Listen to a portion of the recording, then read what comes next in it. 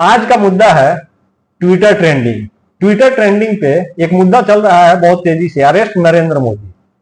तो इस तरह का ट्रेंड चलाने वाले सभी चूतियों के लिए एक खास संदेश है। इसीलिए इस मैसेज में जय सिया राम का जिक्र नहीं आया है शुरू में।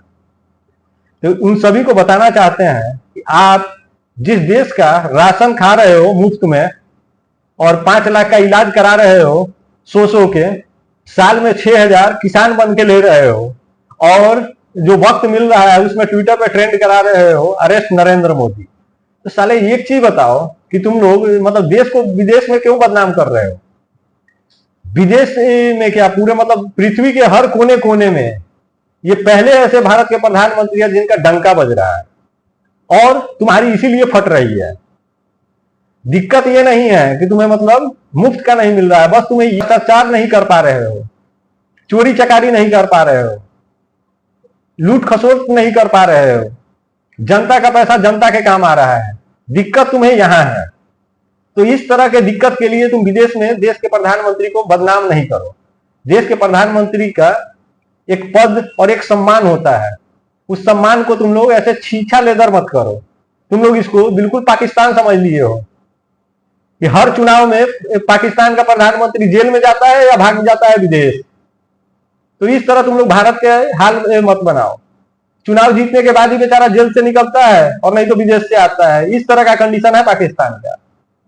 और इस ट्विटर पे ट्रेंड कराने वाले 90% उसी पाकिस्तान से है या उस सोच रखने वाले लोग हैं।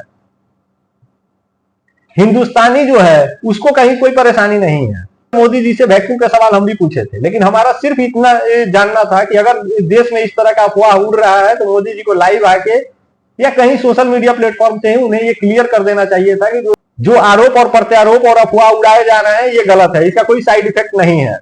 ये बात हम प्रधानमंत्री मोदी जी से सुनना चाहते थे। मोदी जी से हमने सुना कि हाँ थाली बजाना है तो हमने थाली तक बजाया था। तो हम अगर मानते हैं तो मानते हैं।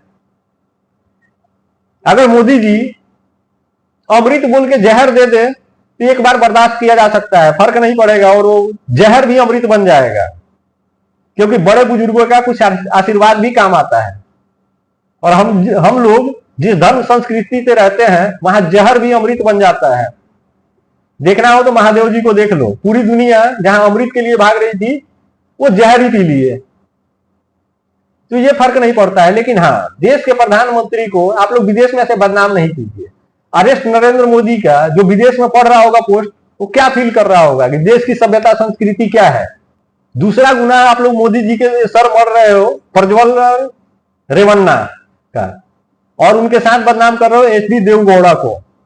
एच डी देवगौड़ा कर्नाटका के मुख्यमंत्री भी रह चुके हैं और भारत के प्रधानमंत्री भी रह चुके हैं। कैसे पता चलेगा कि हाँ उनका आगे आने वाला वंश कैसा निकलेगा, सही काम करेगा या गलत काम करेगा। गुनाह किया है, सजा उसे मिलना चाहिए, लेकिन उसके साथ साथ उसके पूरे घर वाले को बदनाम करके और इस तरह बदनाम नहीं करिए आप लोग। आप लोगों का सवाल है कि मोदी जी के साथ उनका फोटो वायरल हो गया, 2-4 स्टेज कर चुके हैं साथ में ये लोग। तो स्टेज पे तो कोई भी आ सकता है।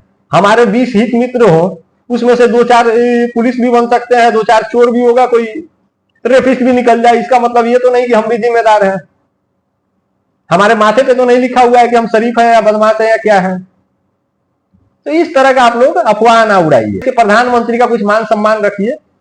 मोदी जी का नहीं रख रहे हैं, पर मोदी जी जिस कुर्सी पे बैठे हैं उस कुर्सी का तो मान सम्मान रखिए आप लोग, और ऐसे बदनाम नहीं कीजिए।